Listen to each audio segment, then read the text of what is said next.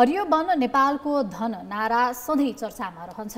विद्यार्थीले पढ्ने पाठ्य पुस्तक होस् वा राजनैतिक घोषणापत्र वा वनका नीति तथा कार्यक्रम सबैमा यो नारा जोडिएको हुन्छ।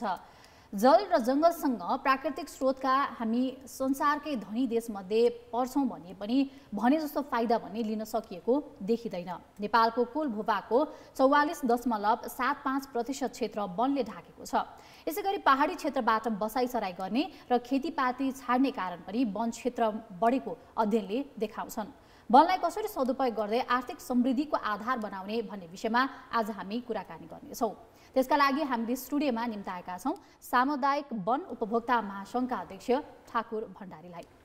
यहाँलाई स्वागत छ। धन्यवाद। न्युज टकमा आरामै हुनुहुन्छ? एकदम ठिक छ। यो जुन असोज 11 र 12 गते जुन किसिमको देशमा घटना घट्यो, यसलाई चाहिँ यो जथाभावी पहाड उत्खनन र वन स्रोतको दोहनको कारण पनि भनिएको छ, त्यो कारणले अर्थाइएको छ। यसलाई तपाईहरुले चाहिँ कसरी हेर्नुभएको छ? एकदम हामी यसमा क्लियर छौँ। हामीले पहिल्यैदेखि भनिरहेका छौँ, जसरी विकास निर्माणका नाममा अहिले चाहिँ जुन भूमिलाई उत्खनन गर्ने काम भएको छ, चाहे त्यो बाटोको नाममा होस्, चाहे त्यो अरू खनिजजन्य पदार्थ निकाल्ने नाममा होस्, चाहे हरेक बालुवा निकाल्ने हरेक नाममा जुन खालको काम भइरहेको छ, त्यो नै दुर्भाग्यपूर्ण काम हो।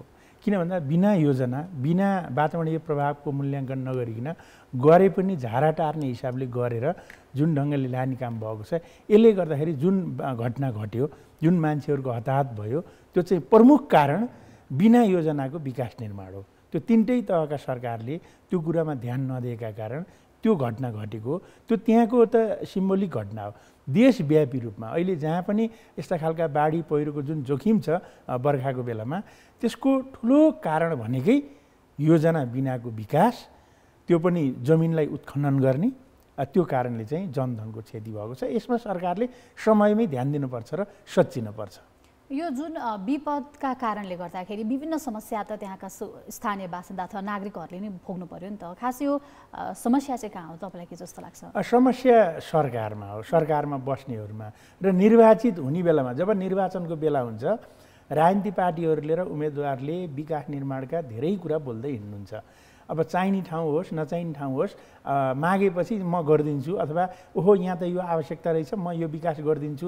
विकास भनेकै बाटो, विकास भनेकै अब खानी उत्खनन गर्ने, यो ढङ्गको जुन बुझाइ छ त्यहीँनिर समस्या हो। त्यस कारण राजनीतिक पार्टीहरूले घोषणापत्रमा पनि त्यो कुरालाई क्लियर लेख्नुपर्छ कि हामी विकास निर्माणका नाममा भुक्षय हुन दिने छैनौँ, हामी विकास निर्माणका नाममा वातावरणीय असर हुने खालका काम गर्ने छैनौँ भन्ने कुरा एउटा घोषणापत्रमा तयार हुनु पर्यो। अर्को पार्टी र नेताहरू उम्मेदवारहरूले बोल्दाखेरि ती खालका विकासहरूलाई चाहिँ अलिकति सन्तुलित ढङ्गले बोल्नु पर्यो। उहाँहरू सन्तुलित ढङ्गले बोल्नुभयो भने अरूको कसैको समस्या छ जस्तो लाग्दैन। किनभने विकासको अहिलेको जुन ट्रेन्ड छ हाम्रो नेपालमा, त्यो त जननिर्वाचित प्रतिनिधिले ल यहाँ बाटो लानु पर्यो, यहाँ ढुङ्गा खानी निकाल्नु पर्यो, यहाँको बालुवा निकाल्नु पर्यो, त्यही अनुसार काम भइरहेछ। त्यस कारण चाहिँ त्यसलाई चाहिँ वैज्ञानिक रूपमा अलिकति अध्ययन गरेर, अनुसन्धान गरेर, वातावरणीय प्रभाव मूल्याङ्कन त्यसले चाहिँ कस्तो खालको असर गर्छ त्यसको विश्लेषण गरेर त्यसपछि मात्रै ल यो कुरा ठिक छ भन्ने कुरा पारित भइसकेपछि मात्रै त्यहाँबाट बाटो खन्ने हो कि, खानी निकाल्ने हो कि, बालुवा निकाल्ने हो कि, त्यो खालको कुरामा नेतृत्व, पार्टी नेतृत्व र निर्वाचित नेतृत्व मात्रै सचेत भइदियो भने समस्या समाधान हुन्छ। हरियो वन जङ्गलमा हामी धनी देशमा पर्छौँ। हरियो वन नेपालको धन जुन किसिमको हामी भन्छौँ नि, अहिले हामी चाहिँ कस्तो अवस्थामा रहेका छौँ? यो अहिले हामी ठ्याक्कै यो हरियो वन नेपालको धन पञ्चायतकालको नारा हो, यो अहिलेको नारा होइन। अहिले सामुदायिक वन समुदायको धन, अहिलेको नारा भनेको सामुदायिक वन समुदायको धन। किनभने यो देशमा 23,026 भन्दा धेरै सामुदायिक वन उपभोक्ता समूहहरू छन्, जसमा 32 लाख घरधुरीको सहभागिता छ, जसमा 1,60,00,000 भन्दा धेरै उपभोक्ता अहिले चाहिँ प्रत्यक्ष रूपमा वन संरक्षण, सम्वर्धन र उपयोगमा उहाँहरू इन्भल्भ हुनुभएको छ। त्यसकारण त्यो समुदाय भनेको फेरि वनको छेउमा बस्ने भनेको आदिवासी, जनजाति, दलित, विपन्न, मधेसी, मुस्लिम अथवा समुदायको अलि विपन्न वर्ग बढी वनको छेउमा बस्छ। उनीहरूको समृद्धिका निम्ति सामुदायिक वन कार्यक्रम आफैमा विश्वमै सफल कार्यक्रमको रूपमा प्रमाणित भएको छ। त्यसले गर्दाखेरि अहिले हामीले सामुदायिक वन समुदायको धन बनाउनका निम्ति हामी संरक्षणमा सफल भयौँ। अब त्यसलाई कसरी अगाडि बढ्ने भनेर अहिले तत्काल हामी यही विषय र वन चाहिँ देशको समृद्धिको आधार चाहिँ कसरी बन्छ त? समृद्धि एकदम सजिलो छ। यो देशको समृद्धि भनेको पहिलो प्रवेश बिन्दु नै वन क्षेत्र हो। किन भन्दा अरू हिसाबले यो देशलाई समृद्धि बनाऊ भनेर सकिँदैन। किन भन्दा हामीसँग ठुलो भूभाग पनि छैन, हामीसँग त्यस्तो खालको हामीले चाहिँ अन्य उद्योग कल कारखाना सञ्चालन गर्ने अवस्था पनि छैन। किन भन्दा सबै कच्चा पदार्थ हामीले बाहिरबाट ल्याउनुपर्छ। ठुला ठुला उद्योगको कुरा गऱ्यौँ भने हामीसँग भएको के हो भन्दा वन हो। वनलाई हामीले वनको उत्पादन, त्यसको प्रशोधन, उद्यम विकास र बजारीकरण गर्न सक्यौँ भने हामीले चाहे त्यो काठको हकमा होस्, हामीसँग कस्तो छ भन्दा हिमाल छ, पहाड छ, तराई छ। हामी जैविक विविधताको हिसाबले विश्वमा धनी छौँ, अथवा हामीसँग प्रशस्त मात्रामा जडीबुटी छ। त्यो जडीबुटीलाई हामीले व्यवस्थित ढङ्गले सङ्कलन गरेर हामीले बजारमा लान सक्यौँ भने हामीले अरबौँ पैसा त्यहाँबाट उत्पादन लिन सक्छौँ। त्यस्तै गरेर हामी पहाडमा हाम्रो त्यहाँ जडीबुटी पनि छ, काठहरू पनि छ, अन्य वन पैदावारहरू छ।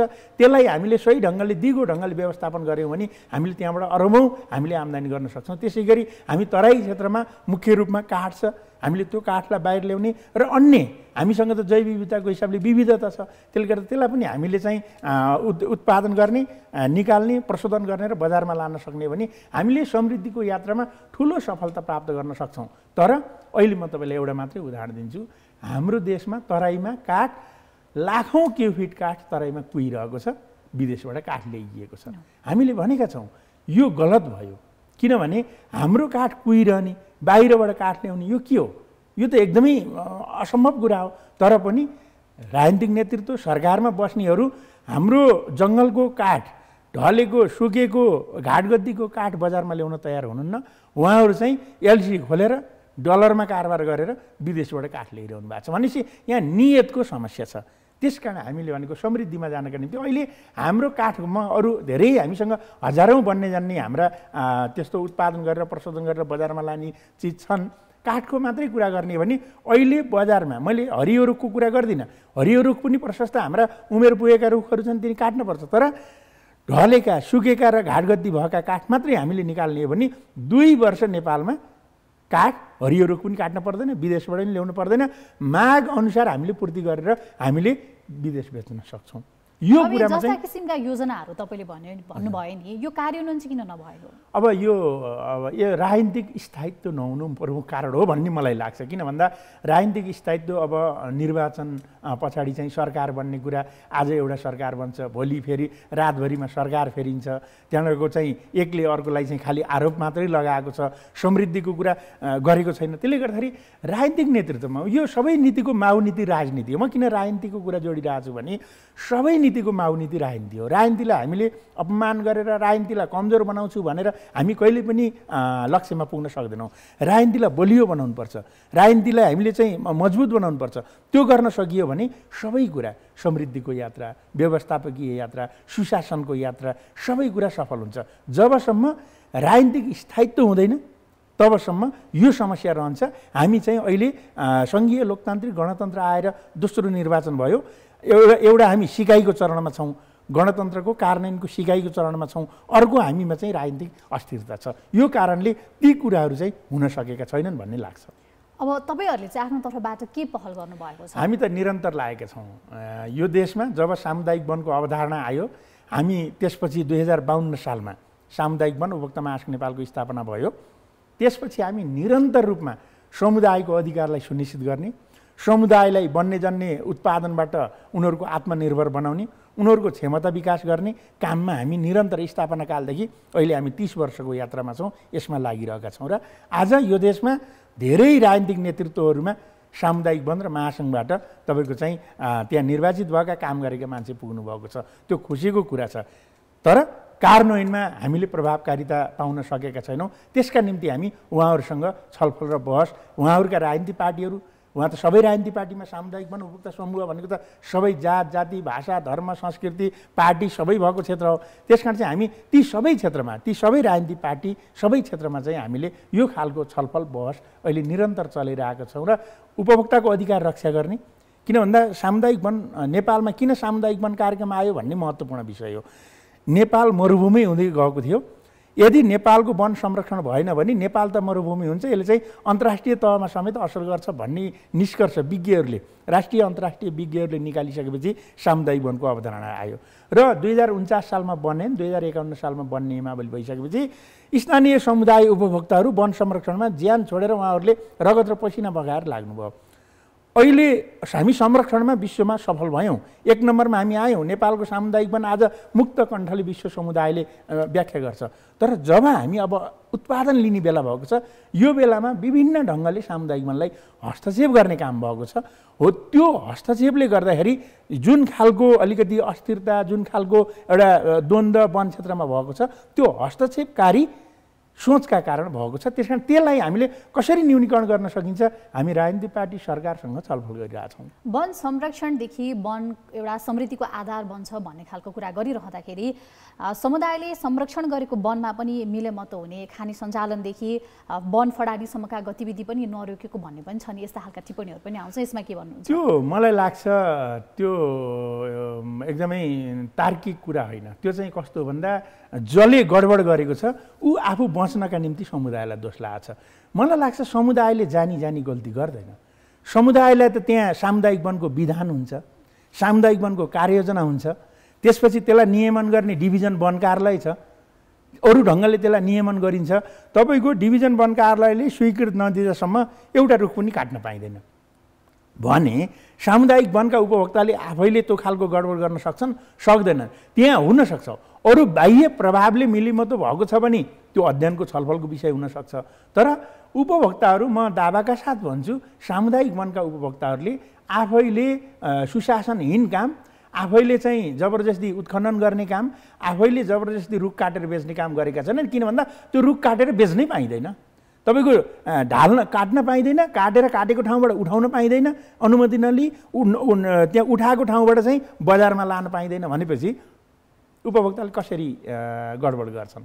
गर्दैनन्। अब मिलिमतो छ भने त त्यो त जिम्मा नियामक निकायले त्यो नियामक निकायले जिम्मा लिन पर्यो। जसले नियमन गर्ने हो नि उसले त जिम्मा लिन पर्यो नि त। सम्पूर्ण अधिकार उसको हातमा भइसकेपछि नियमन गर्ने निकायले जिम्मा लिन पर्दैन, अरूलाई दोष लाएर उम्किन पाइन्छ। भएको यही हो, त्यसो देखिन्छ। हजुर, यो जस्तै सामुदायिक तपाईँले जुन अघि जे कुराकानी गर्नुभयो समृद्धिका लागि जुन किसिमको पहल गरिरहेका छौँ भने अहिले तपाईँहरूको जुन प्रगति चाहिँ कहाँसम्म पुगेको छ? अहिले हामी सङ्घीय लोकतान्त्रिक गणतन्त्र आइसकेपछि कालो बादलमा चाँदीको घेरा आएको छ भने जस्तै हामीले वन नीति 2075 बनायौँ, वन ऐन 2076 बनायौँ, सङ्घीय सरकारको कुरा गर्दैछु। त्यसमा हामीले 4वटा अत्यन्तै महत्त्वपूर्ण विषय प्रवेश गरायौँ। ठुलो सङ्घर्ष पछाडि त्यति बेलाको म सरकारलाई धन्यवाद पनि दिन चाहन्छु। किनभने वन क्षेत्रमा चाहिँ पर्यटनको कुरा राख्नै हुँदैन भनेर ठुलो बहस थियो। हामीले भन्यौँ अब नेपाललाई समृद्धिमा लाने हो भने पर्यटन महत्त्वपूर्ण छ। किन छ भने हाम्रो धर्म, कला, संस्कृति, हाम्रा प्रथाजनित अभ्यासहरू, हाम्रा परम्परागत मूल्य मान्यताहरू अत्यन्तै महत्त्वपूर्ण छन् र हाम्रो प्राकृतिक सौन्दर्यता पनि राम्रो छ। त्यसकारण हामीले पर्यटन विकास गर्नुपर्छ भनेर वन नीति 2075 र वन ऐन 2076 मा त्यो कुरा लेख्यौँ। दोस्रो हामीले कृषि वनको कुरा गऱ्यौँ। हामीले वनमा पनि कृषि वन हुन्छ र भन्ने धारणा बाहिर थियो। हामीले लामो छलफल पछाडि हामीले के कुरा लेख्यौँ भने वन नीति 2075 र वन ऐन 2076 मा कृषि वन गरिनेछ। कृषि वन भन्नाले डाले घाँस, भुइँ घाँस, फलफुल खेती, जडीबुटी खेती, माछा पालन लगायतलाई सम्झिनुपर्छ भनेर ऐनमै व्याख्या गरेर हामीले लेख्न सफल भयौँ। त्यो समृद्धिका निम्ति अर्को खुड्किलो हो। किनभने हामीसँग हजारौँ प्रजाति हाम्रा फलफुल, जडीबुटी, वन्यजन्य खाद्य छन्। तेस्रो हामीले वन्यजन्तु व्यवस्थापनको कुरा गऱ्यौँ। यद्यपि त्यो अहिले पनि कार्यान्वयनमा आउन सकेको छैन, अहिले पनि पुरानो मानसिकताले काम गरेको छ। आज वन्यजन्तुले चाहिँ बाँदरले गाउँमा बस्ती उठिरहेको छ, बँदेल दुम्सीले गाउँमा बस्ती उठेको छ, बाघ विस्तार भएर चाहिँ दैनिक रूपमा मान्छे खाइरहेको छ। हामीले के भन्यो भन्दा त्यसको व्यवस्थापन गर्ने कुरा गऱ्यौँ। यदि हामीसँग खास गरेर पारिस्थितिकीय प्रणाली इकोसिस्टमको हिसाबले हेर्ने हो भने कुनै पनि प्रजाति धेरै छ भने त्यसलाई निकाल्नुपर्छ, थोरै छ भने संरक्षण गर्नुपर्छ। हामीकोमा बाँदर, बँदेल, दुम्सी, नीलगाई, बाघ धेरै भयो, अब तिनी निकालेर बेच्नु पर्यो। हामीसँग करोडौँ डलरमा हामीले चाहिँ त्यो बेच्न सक्छौँ सबैलाई, अहिलेको बाँदर सबैलाई हामीले भनिसकेपछि समृद्धिको अर्को आधार त्यो हुन्छ। त्यस कारण हामीले वन्यजन्तु व्यवस्थापनको कुरा गऱ्यौँ भने अन्तिममा हामीले के भन्यो भन्दा वन उद्यम विकास गर्ने भनेर भन्यौँ। अब जति पनि हाम्रो वन पैदावारहरू छ त्यसलाई अब उद्यममा लैजानु पर्यो। सालको पात टिपेर दुना टपरी बनाउनु पर्यो, बाँस नियालो टिपेर के हो हस्तकलाका सामग्री बनाउन सकिन्छ, अथवा हामीसँग चाहिँ अमला बन्न पाइने अमला टिपेर अचार बनाउन सकिन्छ, बेलको जुस बनाउन सकिन्छ, थाकलहरूबाट अहिले थुप्रै चिजहरू अथवा यस्ता हजारौँ लाखौँ चिज हामीले बनाउन सकिन्छ। त्यस कारण अब बन्ने जन्ने उद्यमको विकास गर्ने भनेर हामीले ऐनमा व्यवस्था गऱ्यौँ। त्यस कारण ढोका खोलेका छौँ।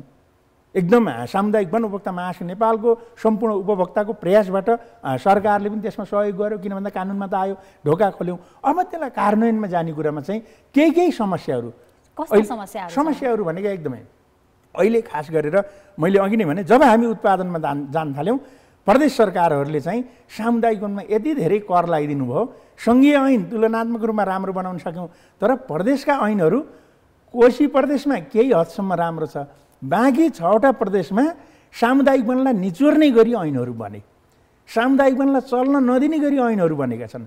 हामी अहिले प्रदेश सरकारहरूसँग त्यहाँका राजनीतिक पार्टीहरूसँग छलफल गरिरहेका छौँ। सामुदायिक वनले दुःख गरेर रगत र पसिना बगाएर संरक्षण गरेको वन तपाईँहरूले चाहिँ अहिले फेरि कन्ट्रोल गर्न खोज्नुहुन्छ, त्यसो भयो भने त फेरि पनि मरुभूमि हुनसक्छ। त्यस कारण चाहिँ सामुदायिक वनका उपभोक्तालाई सम्मान गरेर तपाईँहरूले चाहिँ सामुदायिक वनबाट कर नलिनुहोस्। एउटा सामुदायिक वनले 100 रुपियाँ आम्दानी गर्यो भने 25 रुपियाँ वन संरक्षणमा खर्च गर्छ। बाँकी रहेको रकमको 50% महिला, गरिब, दलित त्यो ऐनमै व्यवस्था गरेको छ। विपन्न वर्ग, आदिवासी जनजातिको क्षमता विकास र जीविकोपार्जनमा खर्च गर्छ। बाँकी रहेको 50% त्यहाँको खानेपानी, विद्यालय, बाटो, बिजुली, सामाजिक क्षेत्रमा खर्च गर्छ। त्यो काम त तिनटै सरकारको काम हो नि त। त्यसकारण सामुदायिक वन उपभोक्ता समूह कुनै ब्याङ्क जस्तो होइन, कुनै सहकारी जस्तो, कुनै नाफा खाने अथवा सेयर बाँड्ने होइन। उसले जति आम्दानी भयो सबै समुदायमा खर्च गर्ने भएको हुँदा तपाईँहरूले करको मार नलगाउनुहोस् भनेर हामी भनिरहेछौँ। उहाँहरूले मान्नु भएको छैन। यद्यपि गत वर्ष हामीले 5वटा प्रदेशमा मुद्दा हाल्यौँ, सर्वोच्च अदालतले स्टे अर्डर जारी गर्यो सामुदायिक वनबाट कर नलिनु भनेर, तर अहिले अङ्क परिवर्तन गरेर ल्याउनु भएको छ। त्यसपछि अहिले हामीले गण्डकी प्रदेशमा सर्वोच्च अदालतमा मुद्दा गऱ्यौँ। सम्मानित सर्वोच्च अदालतले समुदायको हितमा निर्णय गरेको छ ताकि कर नलिनु भनेर अहिले गण्डकी प्रदेशमा चाहिँ फेरि अर्को स्टे अर्डर जारी भएको छ। 2000 म अलिकति यो सर्वोच्च अदालतको निर्णयमा 2058 सालमा फर्किन चाहन्छु। 2058 सालमा पनि सामुदायिक वनबाट 40% कर लिने भनेर सरकारले निर्णय गरेको थियो। त्यसपछि 59 सालमा सम्मानित सर्वोच्च अदालतले सामुदायिक वनबाट कर नलिनु, सामुदायिक वन हस्तान्तरण हुन सक्ने क्षेत्रहरू हस्तान्तरण गर्नु भनेर 2टा निर्णय गरिएको छ। सम्मानित सर्वोच्च अदालतले गरेको निर्णयको प्रति म धन्यवाद दिन चाहन्छु। तर त्यो सम्मानित सर्वोच्च अदालतले गरेको निर्णयलाई न राजनीतिक नेतृत्व न सरकार उहाँहरूले मानिरहनु भएको छैन। स्थिति यो छ। त्यसले गर्दा यो विषयमा एउटा करको विषय छ। अर्को सामुदायिक वनका कार्ययोजनाहरूको समय सकिएको छ, त्यसलाई परिमार्जन गर्नलाई हामी सरकार, हामी दात्री निकायहरू सबैसँग छलफल गरिरहेका छौँ। र अर्को ठुलो समस्या भनेको निकुञ्ज आरक्षण संरक्षण क्षेत्रमा छ। आज जुन राष्ट्रिय निकुञ्ज तथा वन्यजन्तु संरक्षण ऐन 2029 छ, त्यो अन्तर्गत नेपालमा चाहिँ अहिले करिब 25% वन क्षेत्र निकुञ्ज अन्तर्गत पर्छ। त्यहाँ जनताले टेक्न पाउँदैन, प्रवेश गर्न पाउँदैन, त्यहाँ वरिपरि बस्ने समुदायले घर लिप्ने माटो निकाल्न पाउँदैन। यस्तो छ कि हामी छुट्टै सरकार, छुट्टै शासन, छुट्टै निरङ्कुशता छ। त्यहाँ पञ्चायतकालीन व्यवस्था भन्दा पनि अझै ठुलो निरङ्कुशता छ। हो, त्यसको खारेजीको कुरा गरेका छौँ हामीले। राष्ट्रिय संरक्षणका लागि पनि होइन, संरक्षण म त्यहाँनिर जोड्दैछु। राष्ट्रिय निकुञ्ज तथा वन्यजन्तु संरक्षण ऐन 2029 राजा महेन्द्रले आफू अनुकूल बनाएका थिए। हामी संरक्षण विरोधी होइन। हामीले अहिले भनेको के हो भन्दा त्यहाँ अहिले पनि राजा महेन्द्रले जे कुरा व्यवस्था गरे अक्षरशः त्यही कुरा छ। हामीले के भन्यौँ भन्दा कमसेकम त्यसलाई चेन्ज गरौँ न। लोकतान्त्रिक गणतन्त्रमा हामी बहुदल भन्यौँ, लोकतन्त्र भन्यौँ, हामी गणतन्त्रमा प्रवेश गऱ्यौँ, त्यहाँको त्यो भाषा फेरौँ पहिलो कुरो। दोस्रो कुरो समुदायको संलग्नतामा, संरक्षण क्षेत्र त समुदायको संलग्नतामा गर्न सकिन्छ नि त। आज त्यही निकुञ्जभित्र पनि 2टा शासन छन्। एकातिर वार्डेनको शासन छ, अर्कोतिर त्यहाँ चाहिँ सुरक्षा निकाय छ। भनिसकेपछि कहिले वार्डेनको समस्या छ, कहिले सुरक्षा निकायमा। यो खालको समस्यालाई हामीले हल गरौँ, हामीले बसेर निकास निकालौँ भनेर हामीले राष्ट्रिय निकुञ्ज तथा वन्यजन्तु संरक्षण 2029 खारेज भनेको त्यसो भनेको निकुञ्ज नै खारेज भनेको होइन।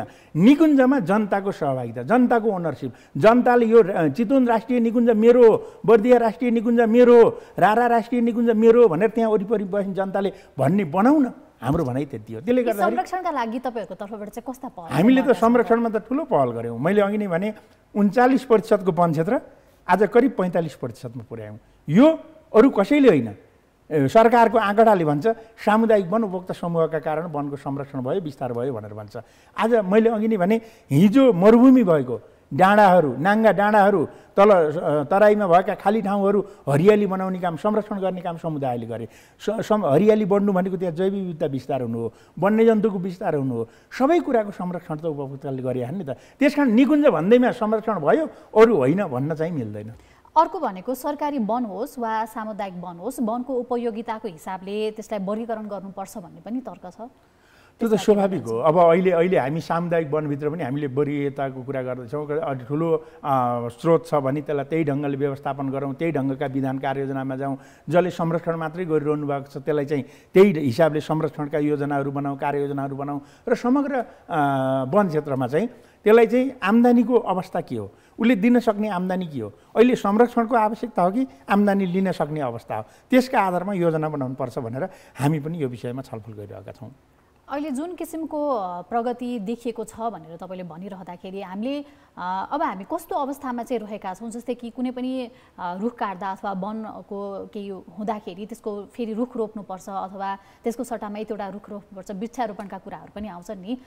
यसका लागि चाहिँ कस्ता कार्यक्रमहरू के गरिएको छ? हामीले त व्यापक रूपमा वृक्षारोपणका कार्यक्रमहरू चलिरहेका छन्। त्यो निरन्तर अभियानको रूपमा वन क्षेत्रमा वृक्षारोपणका कार्यक्रम चलिरहेका छन्, पहिलो कुरो। दोस्रो कुरो हाम्रो चाहिँ आफै पुनरुत्पादन हुन्छ, प्राकृतिक वन हो। आफै हुर्केका उम्रेका रुख बिरुवाहरूलाई संरक्षण गर्न सक्यौँ भने पनि हामीले अरू धेरै समस्या भोग्न पर्दैन। कहिलेकाहीँ कस्तो भन्दा यो मरुभूमि देशहरूमा त्यहाँ चाहिँ हरियाली बनाउनका निम्ति उनीहरूले वृक्षारोपणको मात्रै योजना बनाउँछन्। हाम्रोमा त्यति धेरै वृक्षारोपणको मात्रै योजना बनाउनु पर्ने त्यस्तो मरुभूमि ठाउँ छैन, हाम्रो प्राकृतिक ठाउँ छ। त्यसले गर्दा जहाँ जहाँ खाली ठाउँ छ त्यहाँ वृक्षारोपण गर्ने र जहाँ जहाँ प्राकृतिक हिसाबले हुर्केका बन्छन् तिनलाई चाहिँ दिगो रूपमा, अस्ति भर्खर मात्रै दिगो वन व्यवस्थापनको मापदण्ड स्वीकृत भएको छ। ठुलो लडाइँ पछाडि हामी 2070 सालदेखि 70 सालमा दिगो वन व्यवस्थापनको कुराहरूलाई गडबड गरेर अन्य खालको व्यवस्थापनको कुरा उठाइयो। हामी निरन्तर आन्दोलन गऱ्यौँ। पछि सरकारले चाहिँ त्यो प्रक्रिया खारेज गर्यो र दिगो वन व्यवस्थापन मार्फत अगाडि बढ्ने भनेर निर्णय गर्यो। हामीले त्यसको मापदण्ड चाहिन्छ, त्यसलाई सार्वजनिक गर्नुपर्छ भनेर हामी बस्यौँ। हामी कार्यदलमा पनि बस्यौँ र त्यो तयार भएको थियो 3-4 वर्ष अगाडि नै। अहिले मात्रै अस्ति मात्रै दिगो वन व्यवस्थापनको मापदण्ड स्वीकृत भएको छ। त्यसलाई हामीले भनेका छौँ त्यो आफैमा महत्त्वपूर्ण छ, तर त्यसलाई चाहिँ अत्यन्तै प्राविधिक हिसाबले व्याख्या गर्ने होइन कि दिगो वन व्यवस्थापन भनेको हाम्रो समुदायको दिगो वन व्यवस्थापन भनेको के हो भन्दा वन भनेको केवल पैसा मात्रै होइन, वन भनेको समाज हो, वन भनेको वातावरण हो, वन भनेको अर्थतन्त्र हो। त्यसकारण चाहिँ त्यो तिनटै कुरालाई हाम्रो समाज, त्यहाँ भएको संस्कृति परम्परा मूल्य मान्यता, वनको त्यहाँको वातावरण जैव विविधता र आर्थिक हिसाबले पनि दिगो हुने गरी यो तिनवटा कुरालाई हामीले व्यवस्थापन गरेर जाने कुरा नै दिगो वन व्यवस्थापन हो। जुन कुरा हाम्रा पिता पुर्खाले हाम्रो परम्परागत अभ्यासबाट स्थापित भएको मान्यता हो त्यसलाई अगाडि बढाउनुपर्छ भनेर हामीले अहिले छलफल चलाइरहेका छौँ। र अब हामी नयाँ परिवेशमा चाहिँ हामीले वनबाट हामी संरक्षण सम्वर्धनमा हामी सफल भयौँ। अब समृद्धिमा जानका निम्ति यी यावत कुराहरूलाई समेटेर हामी अहिले एडभोकेसी गरिरहेका छौँ र समुदायमा चाहिँ हामी छलफल र कार्यान्वयनको चरणमा गइरहेका छौँ। अब अहिले जुन किसिमको अवस्था हामीले पछिल्लो समय जुन बाढी पहिरोले गर्दाखेरि देख्यौँ त्यसमा पनि कति कुराहरू भनेको स्रोतहरू दोहन भएका कारणले गर्दाखेरि र जथाभावी उत्खनन भएका कारण यी विभिन्न खालका कारणहरू भनेर आइरहेका छन्। वन संरक्षण गर्नुपर्छ अथवा यसरी दोहन गर्नुहुन्न भन्नेमा चाहिँ नागरिक तहबाट स्थानीय तहहरू स्थानीय बासिन्दाहरूमा चाहिँ कस्तो किसिमको सचेतनाहरू चाहिँ पाइन्छ? त्यसमा एकदम व्यापक रूपमा छ। हाम्रा समुदायका हेर्ने भने त मैले अघि नै भने हाम्रा 23,000 भन्दा धेरै सामुदायिक वनहरूमा हामीले निरन्तर रूपमा यही छलफल, हामीले जब आगलागीको बेला हुन्छ हामीले आगलागीको सन्देशहरू, आगलागीको नियन्त्रण कसरी गर्ने यो विषयमा छलफल चलाउँछौँ। बाढी पहिरोको बेलामा चाहिँ कसरी हामी सुरक्षित हुने पहिला आफू सुरक्षित हुने, त्यसपछि गएर हामीले आफ्नो भौतिक सम्पत्ति कसरी सुरक्षा गर्ने र अरू प्राकृतिक हिसाबले त्यो बाढी पहिरो जानु भनेको त केवल भौतिक सम्पत्ति र मान्छे मात्रै होइन, त्यहाँ त सिङ्गो प्रकृति नै ध्वस्त भएको हुन्छ, त्यसलाई कसरी जोगाउने भनेर हामी छलफल गरिरहेका हुन्छौँ। यसमा एउटा अर्को कारण पनि के छ भन्दा, जस्तै आगलाई पनि मैले यहाँ जोड्न चाहेँ, वनलाई उद्यममा जान नदिँदाका कारण आज चाहिँ के छ भन्दा सामुदायिक वन उपभोक्ता समूहहरूले उद्यम सञ्चालन गर्ने कानुन त उद्योग ऐनमा व्यवस्था गरेको छैन। अहिले उपभोक्ताहरूले उद्यमहरू सञ्चालन गर्नुभएको छ, तर सामुदायिक वनको ब्रान्डमा चाहिँ काम गर्न पाइरहनु भएको छैन। त्यसले गर्दाखेरि हामीले उद्योग मन्त्रालयसँग पनि सम्बन्धित भएको हुँदा हामीले कुरा गरिरहेका छौँ कि सामुदायिक वनहरूलाई उद्यम गर्न दिनु पर्यो। यदि हामीले सामुदायिक वनहरूलाई उद्यम गर्न कानुनी व्यवस्था गऱ्यौँ भने यो देशमा आगो लागि अहिले जति भएको छ नि, हामी चाहिँ 5-10% झार्न सक्छौँ। त्यो फेकोफोनले जिम्मा लिन्छ भनेर भनेका छौँ। किन कसरी भन्दा आज वनमा पत्कर भएर आग लागि भएको कहिलेकाहीँ भन्ने गरिन्छ कि सलाई र लाइटर लिएर हिँडेर आग लागि भएको भनेर बहस चल्छ। हामी त्यो कुरालाई सलाई र लाइटरले आगो त लाग्छ, तर वनमा आगो लाग्नुको कारण सलाई र लाइटर मात्रै होइन, वनमा आगो लाग्नुको कारण त्यहाँ पत्कर जम्मा भएर त्यहाँका सुकेका चिजहरू निकाल्न नपाएर आग लागि भएको हो। त्यसकारण हामीले भनेका छौँ त्यो पत्करहरूलाई मात्रै जम्मा गरेर हामीले कम्पोस्ट मल बनाउन सक्छौँ, अरू वन पैदावारबाट अरू हामीले उद्यम विकास गर्न सक्छौँ। त्यो गर्नलाई समेत नवलपरासीमा एउटा कम्पोस्ट मलको उद्योग खोल्न साथीहरू लाग्नुभयो सामुदायिक वनका, कानुनी रूपमा समस्या छ। देशव्यापी रूपमा हामी बहस र छलफल गर्छौँ, त्यो गर्न पाइरहेका छैनौँ। त्यसले गर्दाखेरि हाम्रा जुन विपदहरू सिर्जना भएका छन् त्यसका पछाडि एउटा अर्को कारण के हो भन्दा वन पैदावारहरूलाई उद्यममा लान नपाउनु पनि एउटा कारण हो। त्यसले गर्दा यी सबै चिजमा मैले जति भने यी सबै चिजमा चाहिँ सरकारसँग बसेर हामीले कसरी समुदायभित्र समावेशी कसरी गराउने, वनभित्र हामीले जैव विविधतालाई कसरी संरक्षण गर्ने, कसरी जोगाउने र कसरी उपयोग गर्ने, यी विषयमा हामी स्थापना कालदेखि नै सरकारसँग निरन्तर रूपमा छलफलमा छौँ। हस्, यहाँको समय र महत्त्वपूर्ण विचारहरूका लागि धेरै धेरै धन्यवाद। धन्यवाद। कान्तिपुर टेलिभिजनले समुदायका आवाजहरूलाई जुन ढङ्गले उठान गर्नुभएको छ, म सिङ्गो कान्तिपुर टेलिभिजन परिवार र तपाईँलाई धन्यवाद दिन्छु। धन्यवाद, नमस्कार। धन्यवाद। उहाँ हुनुहुन्थ्यो सामुदायिक वन उपभोक्ता महासङ्घका अध्यक्ष ठाकुर भण्डारी। आज हामीले वन देशको समृद्धिको आधार बन्न सक्छ, वनको सदुपयोग कसरी गर्ने लगायतका विषयमा केन्द्रित भएर कुराकानी गर्यौं।